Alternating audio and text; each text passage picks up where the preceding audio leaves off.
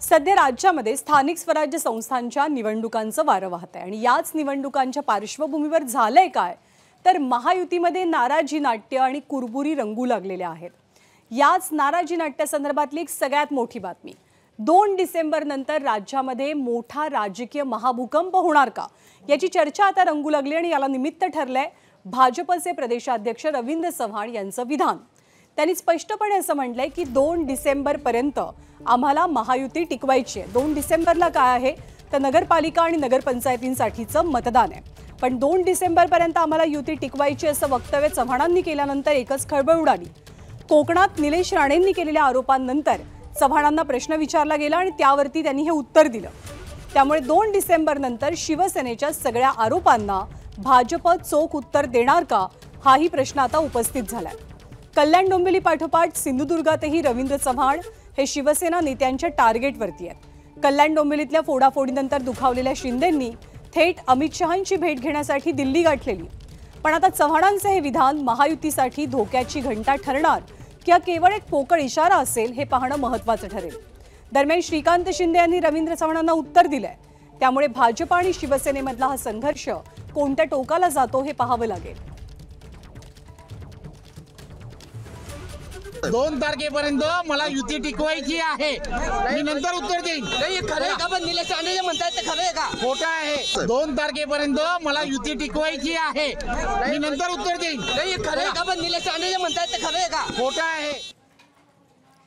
तर रवींद्र चव्हाण यांच्या विधानामध्ये नेमका कोणता अर्थ दडलेला आहे याचे सगळेजण आपापल्या परीनं अंदाज लावू लागलेले आहेत, पण श्रीकांत शिंदे कल्याण डोंबिवलीचे खासदार शिवसेनेचे खासदार यांनी रवींद्र चव्हाण यांच्या वक्तव्यावरती एक प्रकारे खोचक प्रतिक्रिया दिली। आपण पाहूया। 2 डिसेंबर पर्यंत युती टिकवायची रवींद्र चव्हाण म्हणाले। 2 डिसेंबर पर्यंत मला माहिती नाही ते काय बोलले, मला माहिती ना। मग त्यांना विचारा, त्यांना पुढे पण टिकवायचे का? मला माहिती नाही ते काय बोलले, मला माहिती ना। मग त्यांना विचारा, त्यांना पुढे पण टिकवायचे का? तर जशी स्थानिक स्वराज्य संस्थांच्या निवडणुकांची घोषणा झाली तशी महायुतीमधल्या नाराजी नाट्याची सुद्धा सुरुवात झाली, खास करून शिवसेना आणि भाजप या 2 पक्षांमध्ये। आतापर्यंत शिवसेना आणि भाजपमध्ये कुठे कुठे वादाची ठिणगी पेटली आहे किंवा संघर्ष पाहायला मिळालाय आपण बघूया। भाजप आणि सेनेमध्ये कुठे कुठे ठिणगी पडलेली आहे। कल्याण डोंबिवलीमधल्या रवींद्र चव्हाणांनी जी मेगा भरती केली त्याबद्दल एकनाथ शिंदे नाराज झाले आणि ते थेट तक्रार घेऊन कुठे गेले तर दिल्लीमध्ये अमित शहांकडे। दरम्यान अहंकाराची लंका जाळायची आहे या एकनाथ शिंदेंच्या पालघरमधल्या वक्तव्यावरनं देवेंद्र फडणवीस आणि एकनाथ शिंदे या दोनही नेत्यांमध्ये वार पलटवार, आव्हान प्रति आव्हान पाहायला मिळालं।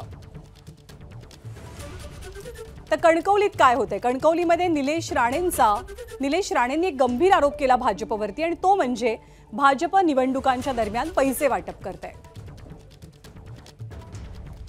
तर तिकडे हिंगोलीमध्ये भाजपचे आमदार तानाजी मुटकुळे यांनी संतोष बांगरांवरती मोठा आरोप केला की जेव्हा शिवसेना फुटलेली तेव्हा 50 खोके संतोष बांगरांनी घेतलेले असा हा आरोप। तर उद्धव ठाकरेंना बाळासाहेब ठाकरे यांच्या स्मारक समितीचं अध्यक्षपद दिलं गेल्यामुळे एकनाथ शिंदे हे नाराज झालेले होते आणि त्याची तक्रार एक प्रकारे त्यांनी अमित शहांच्या भेटी दरम्यान केलेली होती अशी सुद्धा माहिती आहे। एबीपी माझा, उघडा डोळे बघा नीट।